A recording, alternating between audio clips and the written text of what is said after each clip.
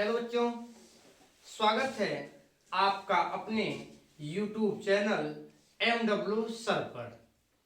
तो बच्चों, आज की क्लास में हम आपके सामने लेके आए हैं बल एवं दाब। बल एवं दाब, फोर्स एंड प्रेशर। तो आप बताइए, बल क्या होता है? क्या होता है बल? बल वह बाह्य कारक है जो किसी वस्तु को गति की अवस्था से विराम की अवस्था में ला दे या विराम अवस्था से गति की अवस्था में ला दे। वो क्या कहलाता है? बल कहलाता है। देखिए क्या लिखा है बल के बारे में।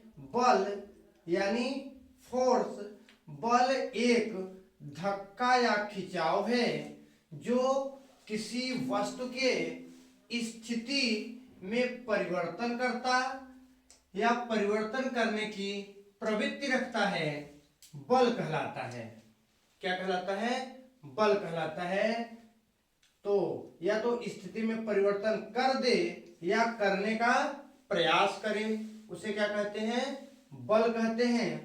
बल का जो मात्रक है उसको यसाई मात्रक क्या होता है? न्यूटन होता है। क्या होता है? न्यूटन होता है। सीजीएस पद्धति में इसे डाइन लिखते हैं। क्या लिखते हैं? डाइन लिखते हैं। 1 न्यूटन बराबर 10⁵ डाइन, 10⁵ डाइन होता है। ऐसा आप लोग जानते हैं। एक बात और जानते हैं, बल बराबर आप जानते हैं द्रव्यमान गुणित त्वरण। द्रव्यमान गुणित त्वरण। तो देखिए बल बराबर होता है द्रव्यमान गुणित त्वरण। बल को किससे प्रदर्शित करते हैं? F से।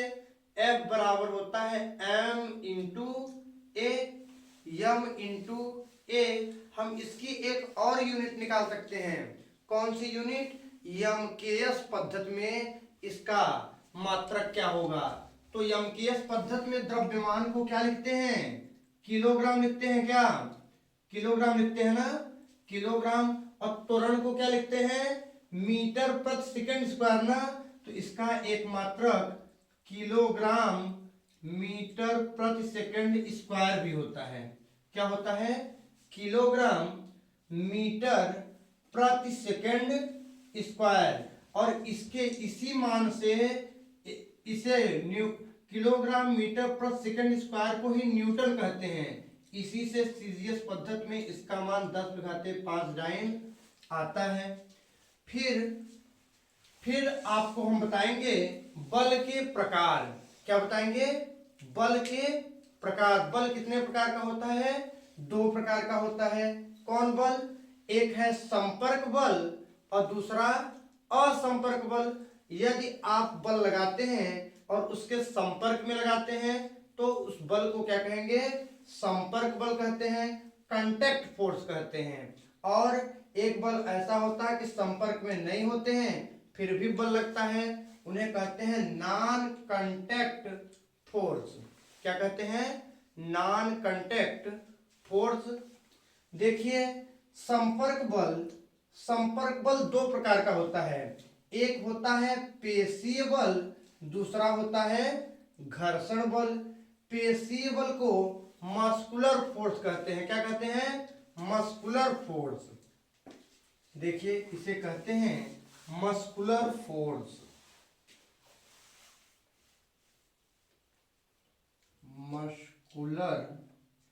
मस्कुलर फोर्स क्या कहते हैं?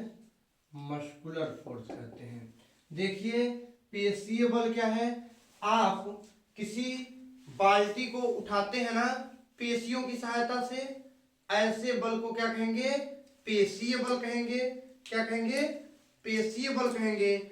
आप सांस लेते हैं ना, सांस के द्वारा डीप ब्रीदिंग के द्वारा सांस लेते हैं और सांस निकालते हैं। इस क्रिया में जो मांसपेशियां भाग लेती हैं ये भी एक प्रकार का पेशीय बल है। क्या है? पेशीय बल है। तो आइए, उसके बाद है घर्षण बल। घर्षण बल 3 प्रकार का होता है। एक है स्थैतिक घर्षण। क्या है? स्थैतिक घर्षण। ये क्या होता है स्थैतिक घर्षण? हम आपको बताते हैं कि जब कोई वस्तु एक वस्तु से दूसरी वस्तु पर चलने का प्रयास करती है तो उनके बीच में स्पर्श होता है। इस स्पर्श में जो घर्षण लगता है उसे स्थैतिक घर्षण कहते हैं। दूसरा है गतिक घर्षण। जब कोई वस्तु गति की अवस्था में होती है, किस अवस्था में होती है? गति की अवस्था में होती है, तो इस पे जो फोर्स लगता है इसे गतिक घर्षण कहते हैं। इस पे घर्षण लग रहा है ना, घर्षण लग रहा है, गति की अवस्था में है, घर्षण लग रहा है, ये घर्षण क्या कहलाएगा? गतिक घर्षण कहलाएगा। और एक है लोटनिक घर्षण। जब क्या हुआ, रोलिंग करती हुई कोई चीज आए, क्या करती हुई आए? रोलिंग करती हुई कोई चीज आए, तो इस प्रकार के घर्षण को लोटनिक घर्षण कहते हैं।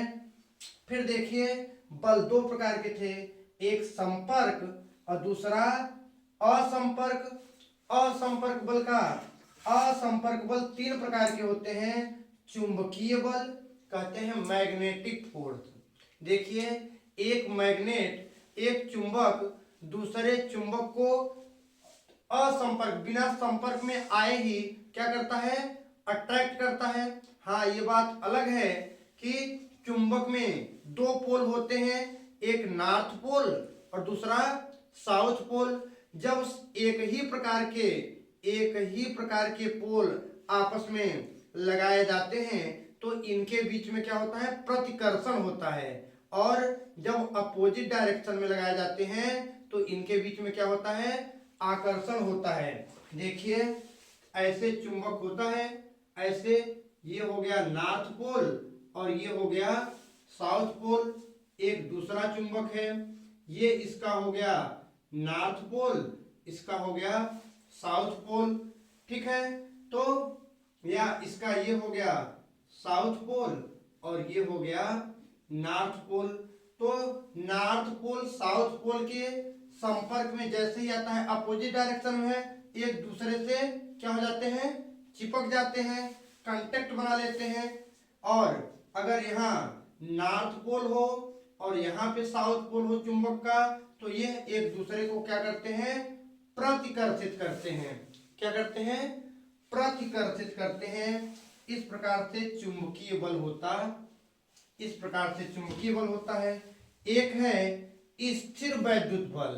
क्या है? स्थिर इलेक्ट्रोस्टैटिक फोर्स। जब कोई वस्तु कैसी हो? जब कोई वस्तु आवेशित हो तो किसी अनावेशित वस्तु को अपनी ओर आकर्षित करती है। देखिए, क्या ये दोनों कांटेक्ट में है? क्या कांटेक्ट में नहीं है, इसीलिए तो इन्हें नॉन कांटेक्ट फोर्स, असंपर्क बल कहा गया है ना। तो ये इसको आकर्षित कर सकती है, इस पे चार्ज भी हो सकता है, फिर भी यह इसको आकर्षित करती है। तो कोई 2 आवेशित वस्तुएं के बीच में जो आकर्षण बल लगता है वह स्थिर वैद्युत बल कहलाता है। क्या कहलाता है? स्थिर वैद्युत बल कहलाता है। एक बल और है, असंपर्क बल का ही उदाहरण है। कौन सा बल है? गुरुत्वाकर्षण बल। देखिए, पृथ्वी किसी भी वस्तु को अपनी ओर आकर्षित करती है। आप इसको ऊपर फेंकेंगे, ये नीचे आएगा। पृथ्वी इसको खींच रही है, किस बल से खींच रही है? गुरुत्वाकर्षण बल से खींच रही है। क्या पृथ्वी इसके संपर्क में है? क्या नहीं। तो ये किसका एग्जाम्पल है? असंपर्क बल का एग्जाम्पल है। पृथ्वी इसको अपनी ओर क्या कर रही है? आकर्षित कर ले रही है। समझ में आया? तो हमने आज की क्लास में आपको बल में क्या पढ़ाया कि बल का एसआई मात्रक न्यूटन होता है।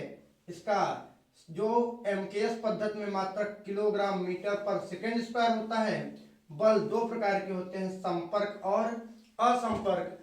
आपसे प्रश्न पूछता है कि बताइए चुंबकीय बल किसका उदाहरण है?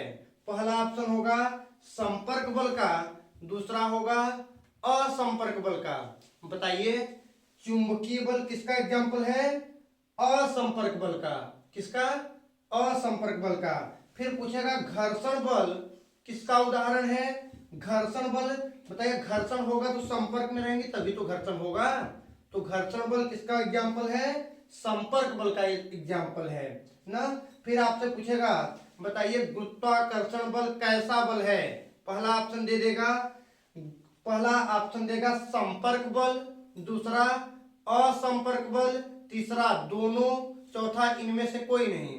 तो बताओ प्रश्न क्या पूछा था? गुरुत्वाकर्षण बल किसका एग्जाम्पल है? असंपर्क बल का एग्जाम्पल है। समझ में आया? तो इस प्रकार से बल समाप्त हुआ। हम आपको प्रेशर पढ़ाएंगे। क्या पढ़ाएंगे? दाब। तो इसको आप लिख लीजिए। हम आपको अब पढ़ाएंगे क्या? प्रेशर। तो लिख लीजिए, लिख लो।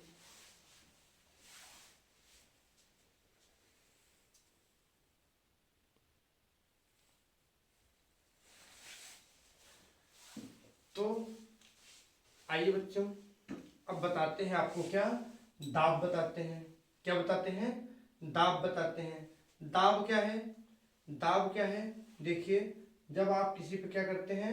फोर्स लगाते हैं ना, और पार्टिकुलर एरिया पे लगाते हैं, पार्टिकुलर क्षेत्र पर लगाते हैं, तो क्या कहलाता है? बल ही लगा रहे हैं, लेकिन इसे क्या कहेंगे?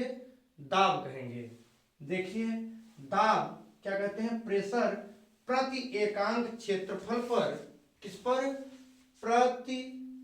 प्रति एकांक क्षेत्रफल पर लगने वाले बल को, प्रति एकांक क्षेत्रफल पर लगने वाले बल को दाब कहते हैं। क्या कहते हैं? दाब कहते हैं। दाब होता है क्या? बल बटे में क्षेत्रफल। क्या होता है? बल बटे में क्षेत्रफल। बल को लिखते हैं फोर्स, क्षेत्रफल को एरिया। इस प्रकार से P बराबर होता है F/A। तो देखिए, इसका मात्रक क्या होगा? ये इसका मात्रक क्या होगा? फोर्स का मात्रक क्या होता है? फोर्स का मात्रक न्यूटन होता है, और बटे में एरिया का मात्रक क्या होता है? Metre square. तो इसका मात्रक क्या होगा? न्यूटन प्रति मीटर स्क्वायर।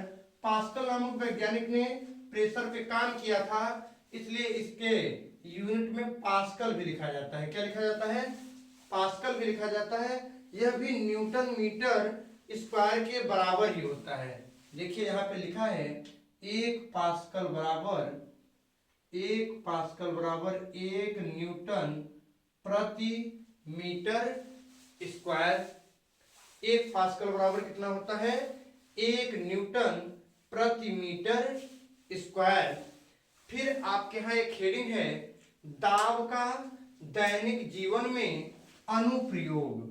दाब का अनुप्रयोग हमारे लाइफ में क्या किया जाता है? इसे जानने से पहले आपको ये जानना है कि दाब देखिए, बल बटे क्षेत्रफल, मतलब क्षेत्रफल जितना ज्यादा होगा दाब उतना क्या होगा? कम होगा। अगर आपको दाब लगाना है, पूरे व्हाइट बोर्ड पे दाब लगाइए तो उतना दाब नहीं लगेगा, क्योंकि इसका क्षेत्रफल बहुत बड़ा है। क्या है? बहुत बड़ा है। और आपको पार्टिकुलर सिर्फ इस पे दाब लगाना है। इस पे दाब लगाओगे, इसकी एरिया कम है ना, तो इस पे प्रेशर ज्यादा लगेगा, और इस पे लगा लो जितना लगाना है। जिसकी एरिया ज्यादा होती है उस पर दाब क्या होता है? दाब उस पर कम होता है ना। एरिया के क्या है? इनवर्सली प्रोपोर्शनल है। तो जितना ज्यादा क्षेत्रफल होगा दाब उतना कम होगा, और कम क्षेत्रफल पर कोई फोर्स लगाओगे तो दाब अधिक होगा। समझ में आया? आइए आपको बताते हैं दैनिक जीवन में दाब का हमारे अपने डेली लाइफ में application of pressure in daily life. हम अपने लाइफ में प्रेशर का बहुत उपयोग करते हैं।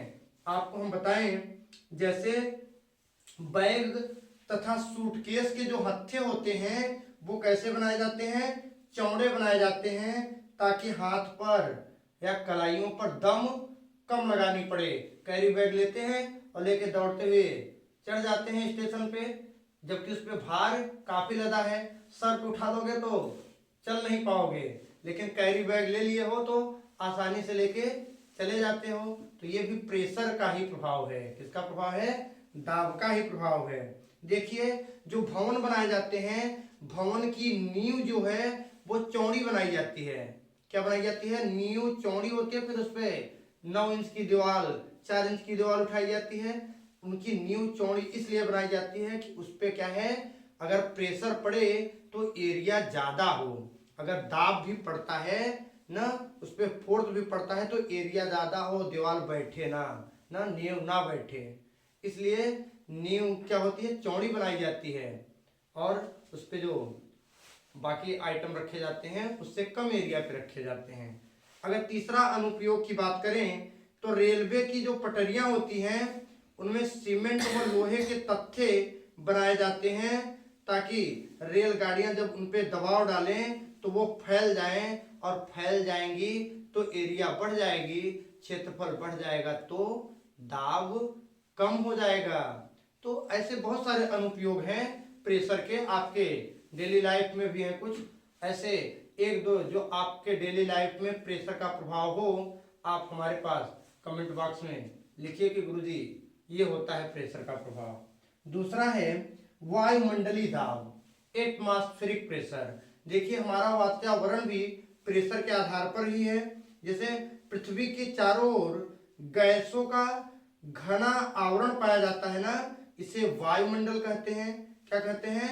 वायुमंडल कहते हैं। और पृथ्वी के सतह पर वायुमंडलीय दाब अधिक होता है। सतह पर क्या होता है? अधिक होता है। और जैसे जैसे ऊपर जाते हैं वायुमंडलीय दाब क्या हो जाता है? घटता जाता है। क्या होता जाता है? घटता जाता है। उसी के हिसाब से लिखा गया है कि एक एटीएम एटमॉस्फेरिक प्रेशर होता है। एक एटीएम किसके बराबर होता है? 1.01 इंटू 10 की पावर 5 न्यूटन प्रति मीटर स्क्वायर के बराबर। किसके बराबर होता है? 1.01 गुणित 10 पे घाते 5 न्यूटन प्रति मीटर स्क्वायर। इस प्रकार से इस लेक्चर में हमने आपको बल और प्रेशर के बारे में बता दिया। तो उम्मीद है आपको समझ में आया होगा, और नेक्स्ट लेक्चर हम आपको ऐसे लेके मिलते रहेंगे, और नेक्स्ट टॉपिक देख लेंगे कि फिजिक्स का टॉपिक होगा या केमिस्ट्री का, तो उसे हम पढ़ाएंगे। तो इसको लिख लीजिए। आज की क्लास यहीं तक। अब नेक्स्ट लेक्चर कल आएगा। धन्यवाद।